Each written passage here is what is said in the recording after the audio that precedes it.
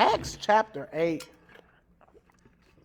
we completed Acts chapter 7, and the thing we finished on, we know that the end result was they killed Stephen.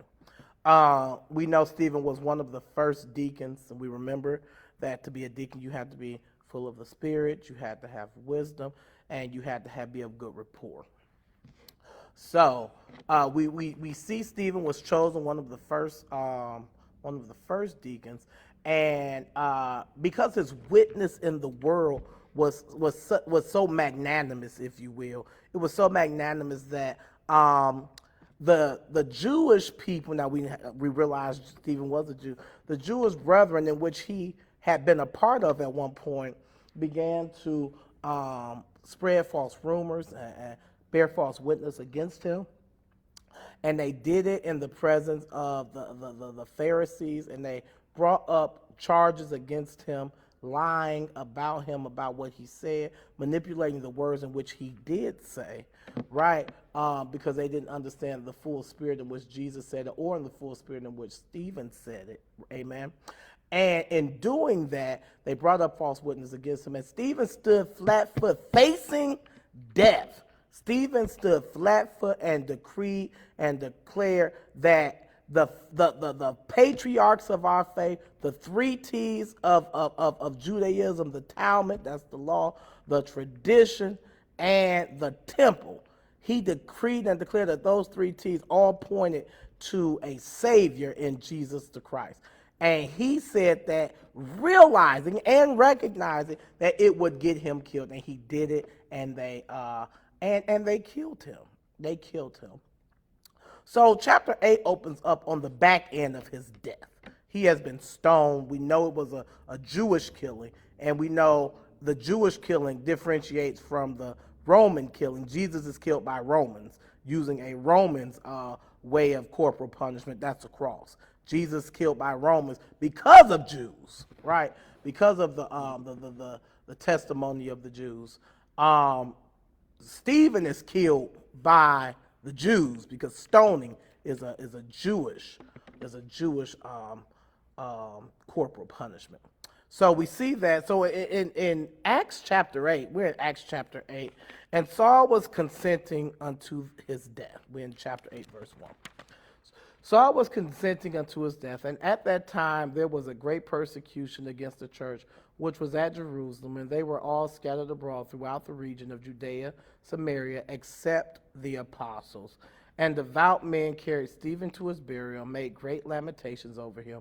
As for Saul, he made havoc of the church, entering into every house and hailing men and women, committing them to prison. So we're going to do Bible study a little differently today. And it will be expositional, meaning it will go verse by verse. However, we have to break this down in a different kind of way. In that, when I say in that, breaking down in a different kind of way, in that we're going to look at who Saul is, why Saul is operating from the position in which Saul is operating from, and we're going to look at the world in which they are talking, the world in which they are living, and the world and what's the zeitgeist, Greek, German word, which means the spirit of the time. The zeitgeist. What is the zeitgeist of the time in which Luke writes this, and in which history unfolds with Saul? So let's start off with chapter 8, verse number 1. It says, and Saul was consenting unto his death.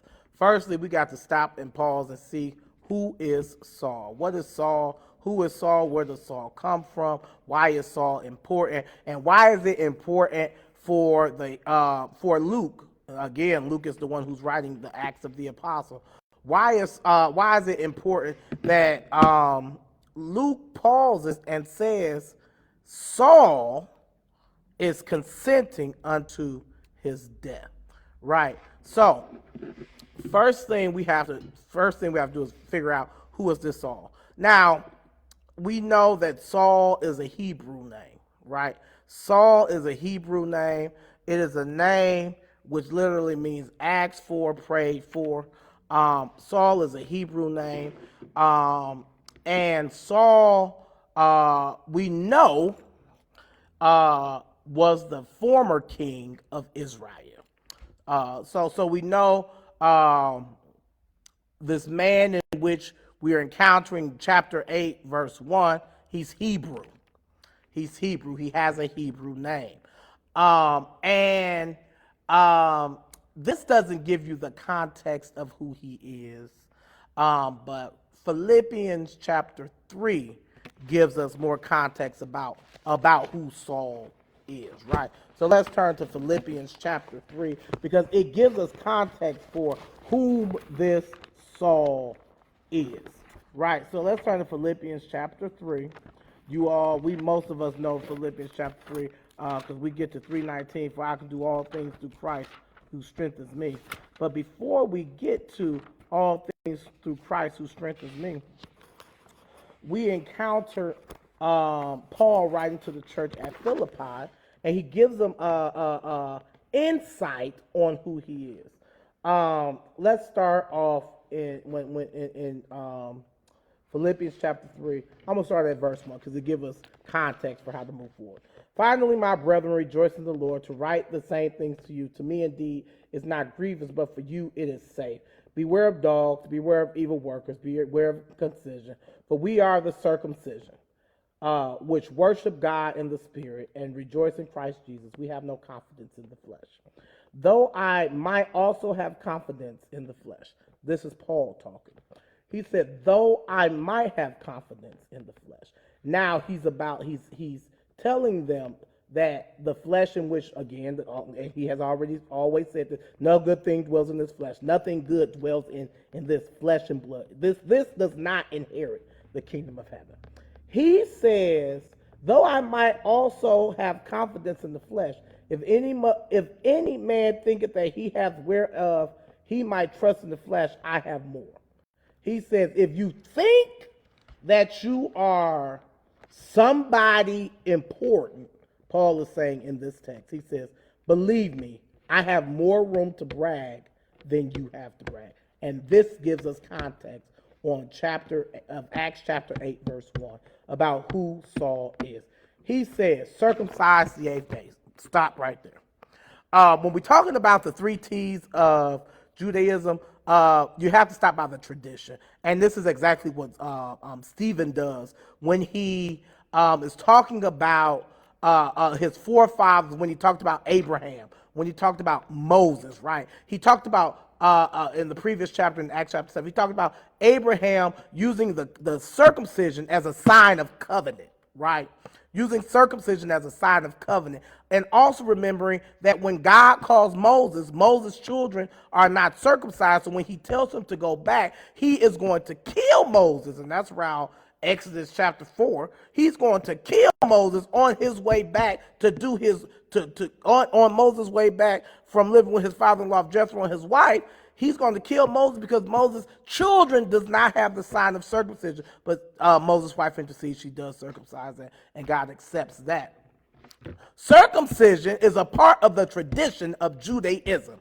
It's a sign of relationship. It talks about these people have a mark, a physical mark, right? It becomes metaphorical in the sense that when we look at baptism for us as believers, right? The sign of circumcision was a physical mark. The sign of baptism for us is a spiritual mark, right? So he talks about, Saul talks about being in covenant with God through the tradition of Judaism. And it's important to understand that when Paul is at the breathing out murderous thoughts about Stephen at Stephen's martyrdom, Paul is operating under the impression that he's a good Jew. He's a good Jew. He's operating under the impression that everything that I am doing is to advance the Jewish religion to advance Judaism to turn people against the blasphemy or what they perceive. What the Jews perceived was the blasphemy of those who follow after this radical man named Jesus. Everything everything Saul is doing in Acts chapter 7, the end of chapter 7, beginning of chapter 8, he believes he's doing it as a good Jew. And he talks about it through the lens of the sign of covenant relationship from the Old Testament. Now, Saul is going to, when Saul is converted, his name is changed from Saul to Paul. And that changing of name is twofold, right? It's twofold. Because in Jewish belief and Jewish understanding of being transformed, in order for, when transformation occurs, name changes, right? When transformation has occurred, you have a different name. Abram is changed to what? Abraham. His wife Sarah's name changed to Sarai. Sarai is changed to Sarah. Jacob, after he wrestles with the angel all night, he says, "Bless me." He changes his name from Jacob to Israel, right? So this motif or this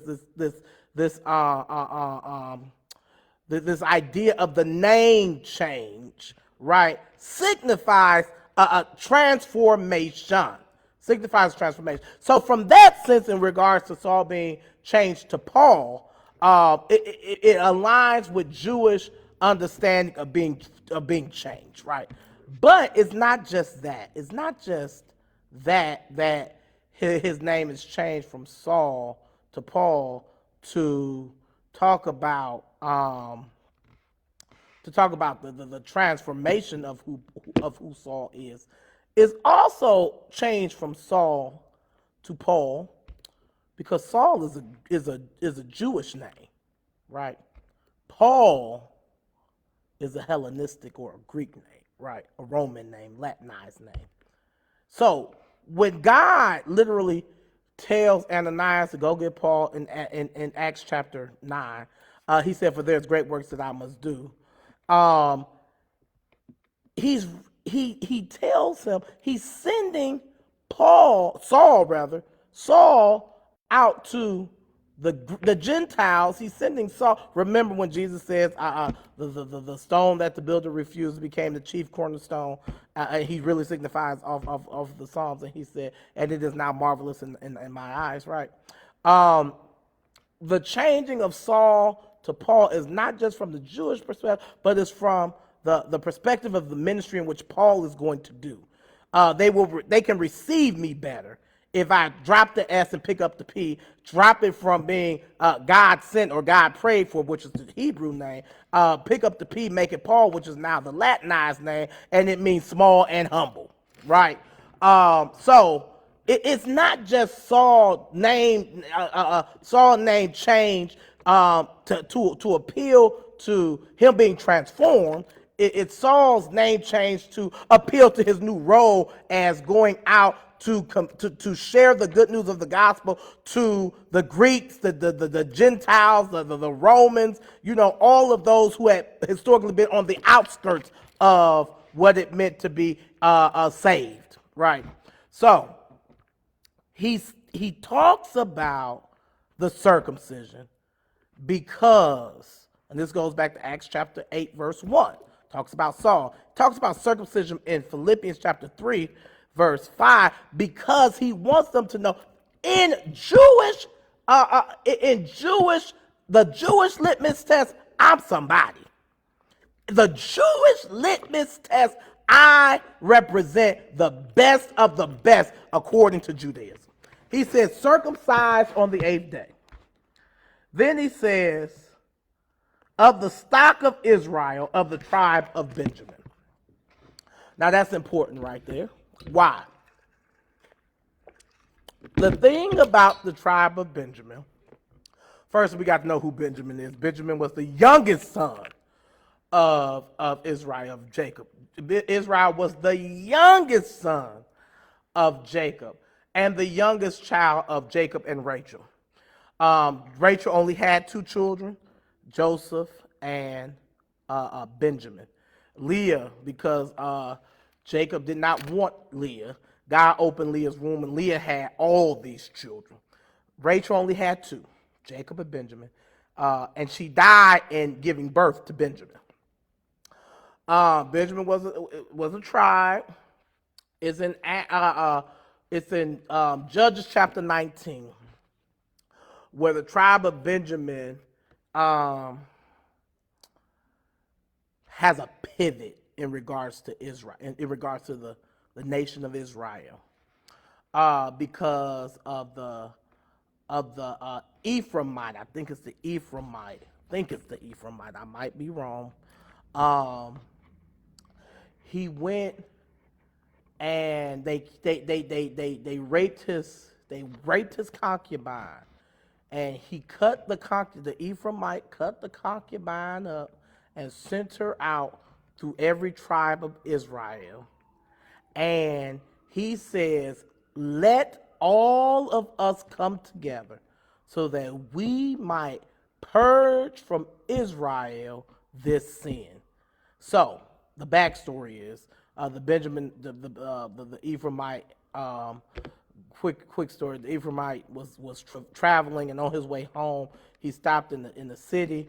In the city gate. It was in the tribe of Benjamin. He went to a man said, no, don't stay in this in the courtyard. Come to my house. He goes to his house, and the men came to his house trying to sexually accost the other man. That's what happened. And the man throws out his concubine. They rape the concubine. They bring her back. He takes her, he goes home, he kills her. Now that's all in Judges chapter 19. All this is in the Bible, Judges chapter 19. He cuts her up, and he says this is a sin that has occurred, and it occurred in the tribe of Benjamin and the entire nation of Israel. Because of the laws in which they were given, they were told that they had to purge the sin out of the nation. Because that sin was so outrageous, they went to war. They ended up killing several thousands of the tribe of Benjamin. And they made a decree. They promised that they would not allow any of the other tribes, as Manasseh, Judah, Ephraim, Naphtali, all of them, Gad, Reuben, all the other tribes. They promised that they would not allow their sons to marry the daughters of the Benjaminites, and they promised to not let their daughters marry the sons of the Benjaminites. And it grieved the people's heart, because they said one of the lights in Israel will go out because we're not giving spouses, because they're not going to be able to have children. Because they had compassion on them, they decided that they were going to go make this pact with this other nation, and they would be able to get their daughters, and they would have children from them. So as a result of that sin, all this goes back to the tribe of Benjamin. As a result of that sin, the tribe of Benjamin is a small tribe. It's the smallest tribe. So when we encounter Saul being chosen as the king of Israel, it's so important because Saul is tall. He's tall. He's head and shoulder above everybody else. He looks good, and he's from the tribe of Benjamin, which is the smallest tribe. And when God denies the kingship of Saul, God tells Saul, "I chose you, who were nobody, your tribe." Right? You come from the smallest tribe. There was no reason for you to be chosen, but I chose you. So that is the tribe in which Saul, the king, comes from. That is also the tribe in which Saul, who converts over to Paul, comes from. So when he talks about whom he is, he talks about it in this text. In this text, bragging to show that we should not be living in the flesh. He talks about it through a lens of I am of the one of the greatest stocks of Israel. Why? Because for so long we were the smallest tribe.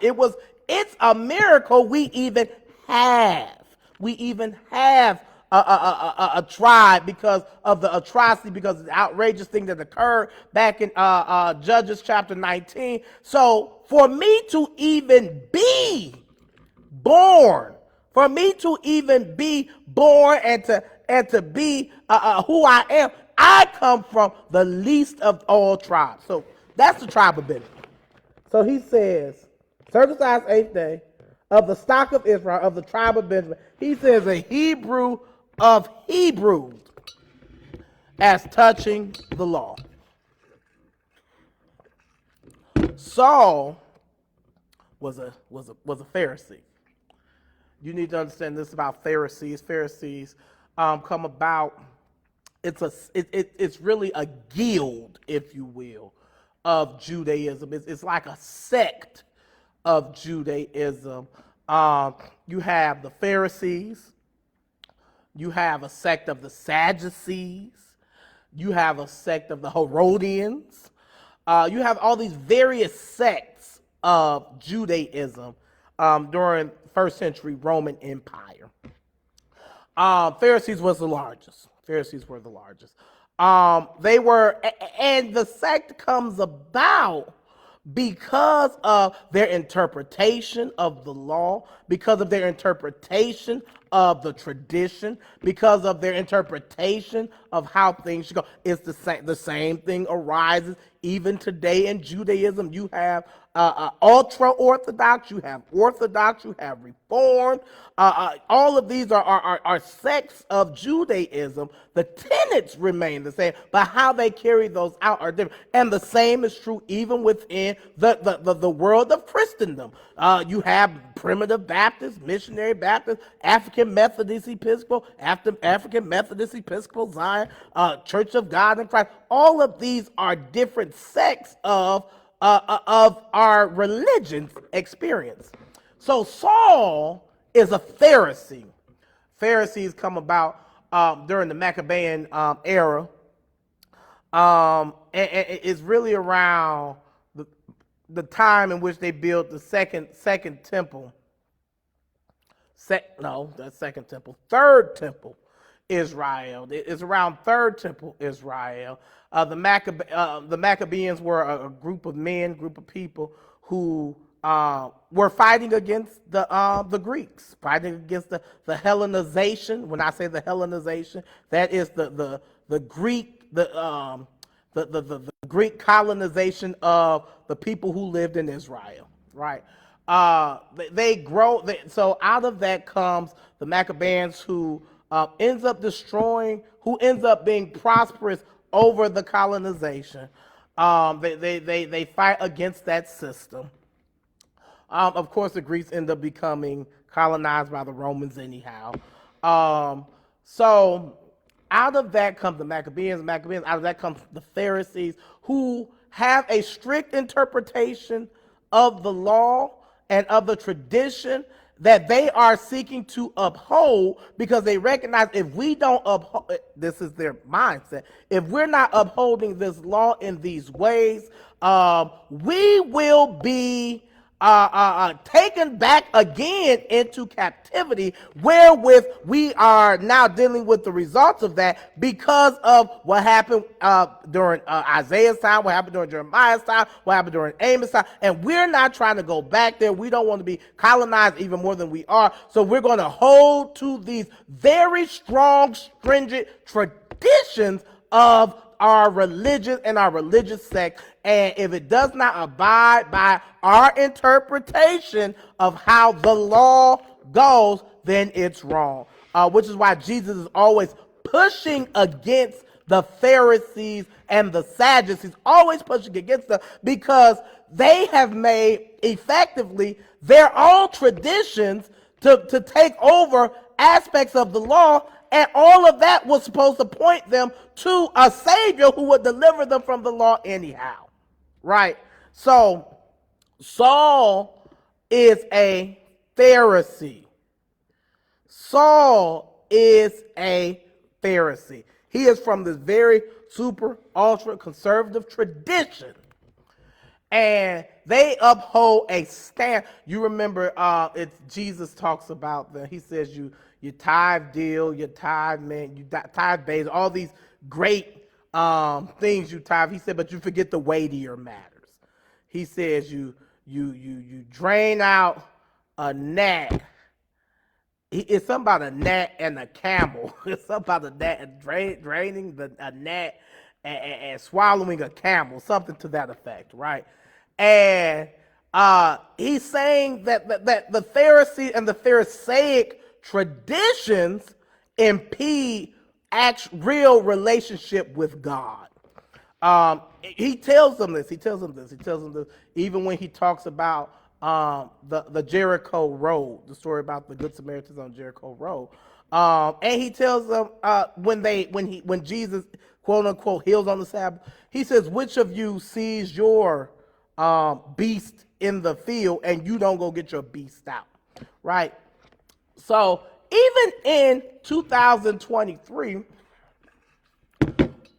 there are ways and exemptions to live in the 21st century under these very stringent laws of Judaism, right?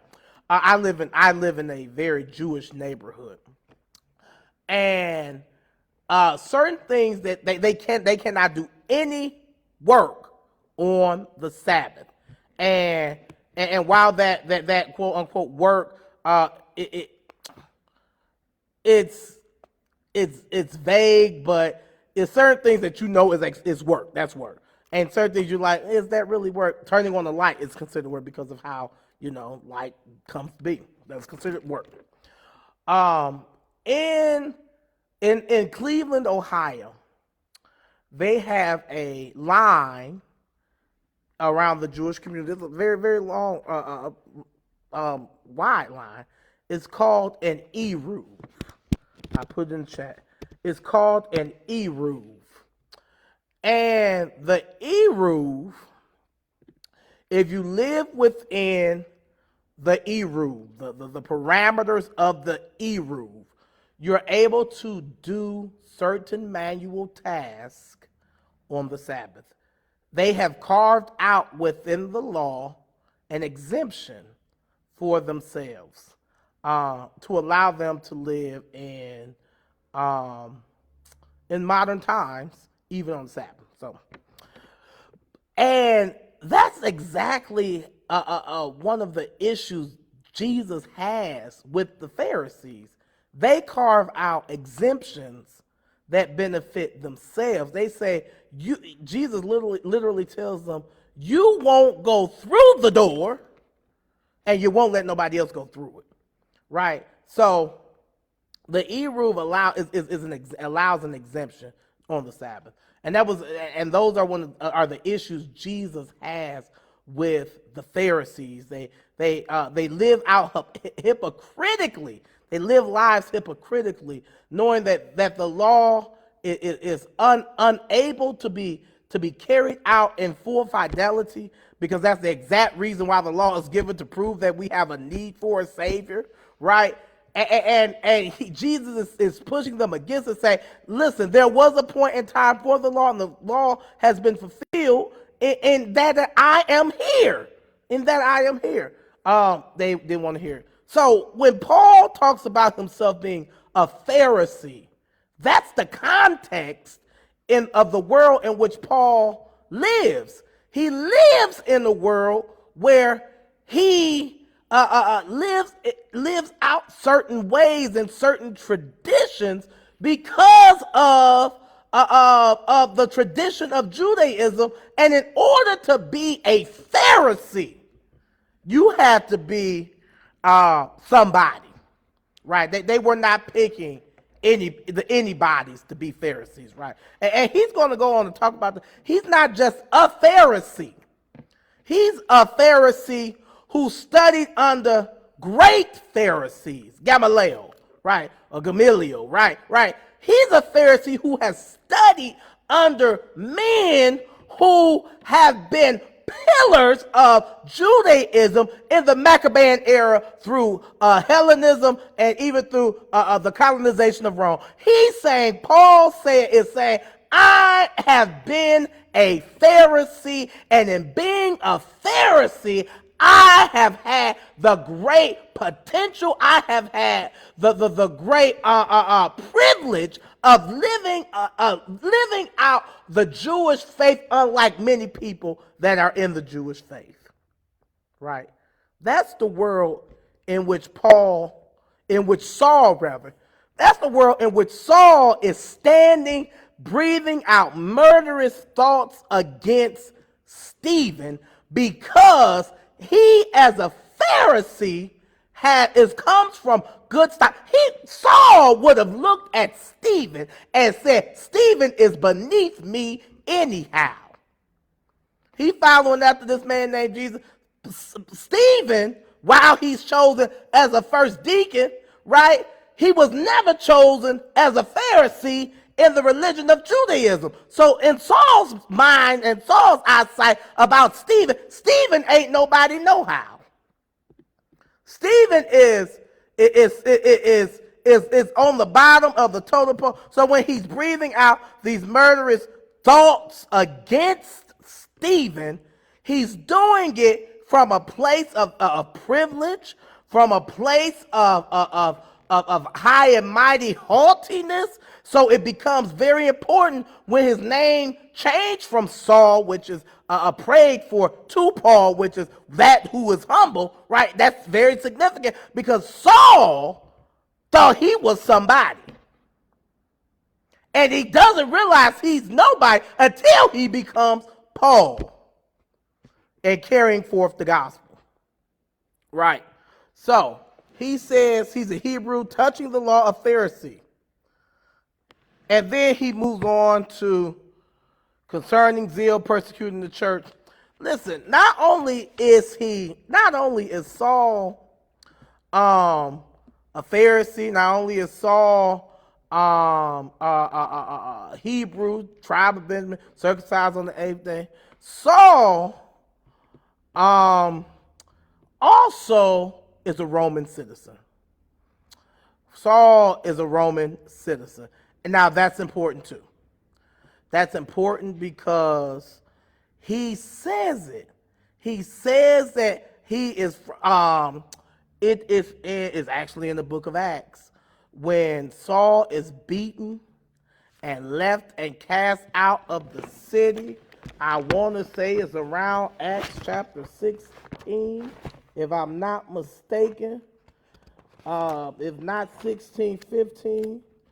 When he's beaten at Iconium. I think it's Iconium. No, he's stoned at Lystra. He's stoned at Lystra. And they ask him, and they want they want to dismiss him. And he speaks to the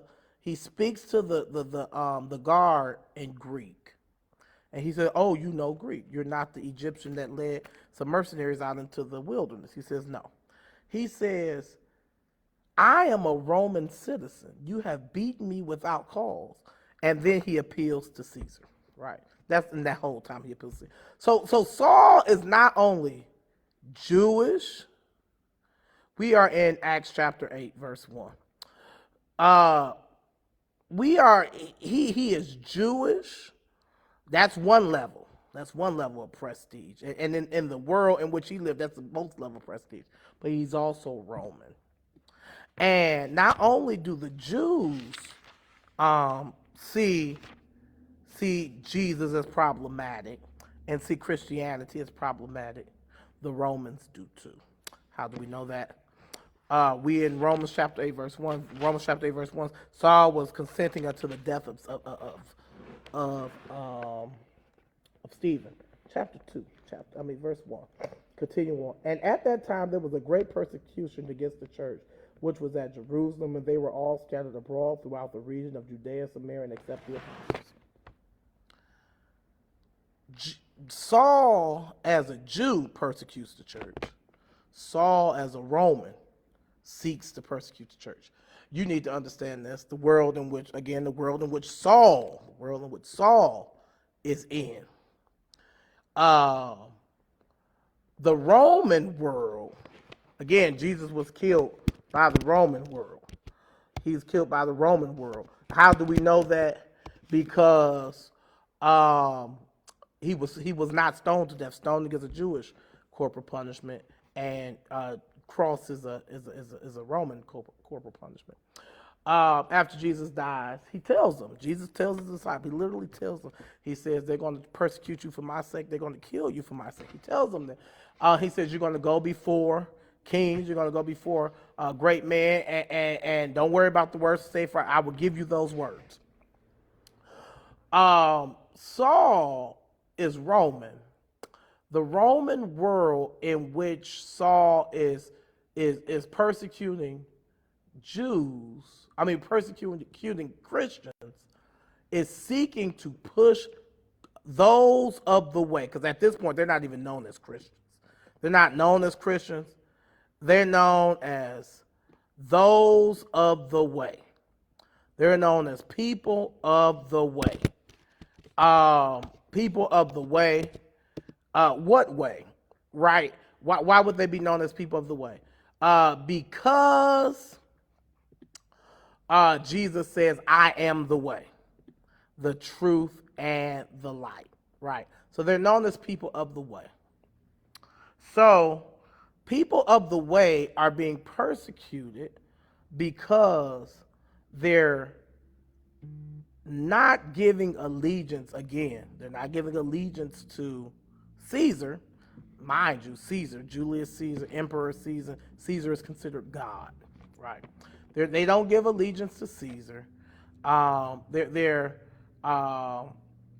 doing things differently than the law, right? They're saying that non-Jews are able to inherit salvation, right? They're just doing things in a very peculiar way in which their leader, who had just been killed, did things, in which Jesus did things, and they're doing the exact same thing, and it is not boding well with Jewish leadership. It's not boding well with Roman leadership. As a matter of fact, Roman leadership wants to throw Judaism, or our Jewish brothers and sisters at that time in first century Roman world, wants to throw them some type of bone so that they can say, oh, we are allies of yours and you're allies of ours. They seek to persecute Christians to ally with Jews. So the Jews want the Christians killed, and the Romans really don't have anything in the race, but the Romans want to ally with Jews because they don't want the Jews to buck against them. They ally with the Jews, and they come together just like they did when they went to persecute Jesus. You had Pontius Pilate and you had Herod, who didn't even like each other, came together because for the disdain for Jesus, and then they went and crucified Jesus. Same thing happens in the Roman world. The Romans is like, I don't have no issue with Jews. I don't have no issues with Christians, but I want the Jews, who are the majority factor in this area, I want the Jews to be obedient to me. So I'm going to make an ally with the Jews, and in doing that, I'm going to persecute the Christians, or the people of the way. That's how, when it talks about in verse number 1, it says, and at that time there was a great persecution against the church.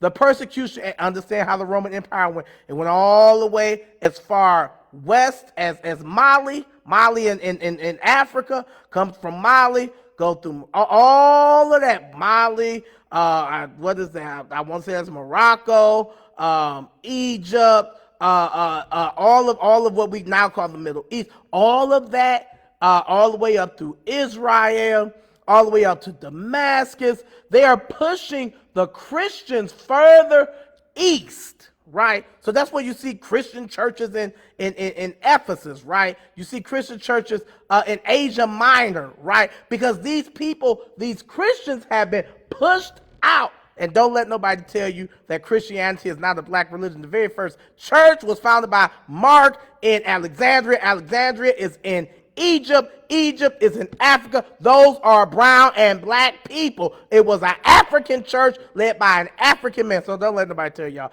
that Christianity is a white man's religion. The very first church was founded by a black man on a black continent. Sidebar, that's just sidebar. But they end up pushing all of these people up the way. All of them, they're pushing them further and further into exile. That's when you get them in Iran, right? There was a great documentary about people who lived in Christians who lived in Chaldea, right, and had been there since the earliest days of Christianity. They had been there because they had been pushed there because of the Romans wanted to make allies with the Jews, and the Jews wanted to kill the Christians, so the Christians started to move east. So when it talks about that, they're moving east. And devout men, verse number 2, in verse number 2. So we see that Stephen has been killed. He has been killed, and Saul, the Hebrew of Hebrews, the Pharisees from the tribe of Benjamin, circumcised on the 8th day, he was the one instigating them killing Stephen. Stephen is finally dead. Devout men, those are people of the way, being mindful that Christianity were known as people of the way. People of the way ended up going to get the body of Stephen. They go to get Stephen and they bury him. They lament. This is again a Jewish way of grieving the dead. When you sit Shiva, sitting Shiva is a Jewish ritual in which you bury the dead, then you sit in sackcloth and ashes for 30 days to lament that the life of that person dies. So when they're lamenting over them, now it doesn't talk about how they lament, just says they lament. They're lamenting over them, and Saul is wreaking havoc over the church. He's wreaking havoc. This is Saul. This is Saul, the one who was from the tribe of Benjamin. This is Saul. The one who was transformed into Paul. Saul is wreaking havoc. Saul gets letters from the synagogue so that he might come into your house. He heard that. So in the 1950s, you heard of McCarthyism, and they kept on talking about who were communists, and it was a big thing. Saul was the first person to do it. He heard that you had been of the way. He could come in your house, drag you out, and have you killed, just like he did Stephen. That was the world. That was Saul. That was Saul.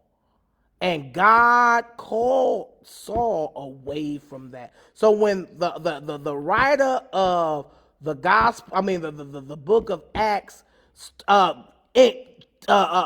introduces us to Saul in chapter 8, verse 1. He's setting us up to know the world in which Saul began. We figure out who he is, and we find out whom he is and the world in which he lived, and why it was such a radical thing that he be transformed and name changed from Saul to Paul. All righty.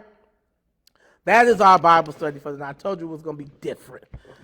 It was really a study on who Saul was, which would give us context for the rest of what occurs in the book of Acts, because the transformation is going to occur. But unless you understand who he was before he's transformed, it's not going to have the impact it needs to have.